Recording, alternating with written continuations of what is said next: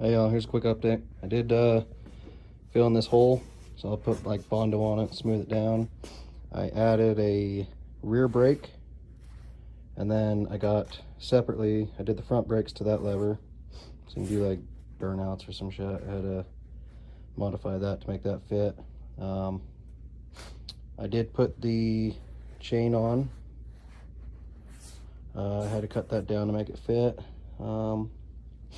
I will be doing the gas pedal here next, and the fixing the steering on it, and then putting a plate on that to get rid of that so I can add the power switches and all that. I'll keep you guys updated. Watch this. And the steering wheel. All right. If I turn it to the right, it goes left. Or if I turn the steering wheel to the left, tires go right. If I turn the steering wheel to the right, tires go left. So it's completely backwards. Alright, so I fixed the issue with the turning left to right, right to left thing. So now if you turn right, it goes right, turn left, goes left.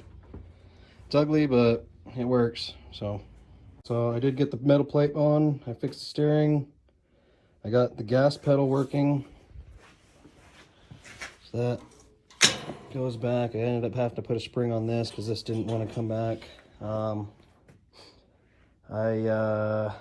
Let's see. I didn't weld that down yet because of all this other stuff I was dealing with, but I will be welding that down. That plate, I don't think I'm gonna weld it. I might do the rivets because I like that look to it.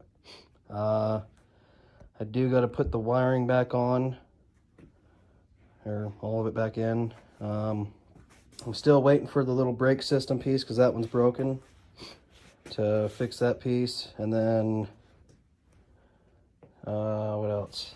You can see how jacked up that is, kiddo. Trailer jack for the steering. It works, but hell, it's almost done.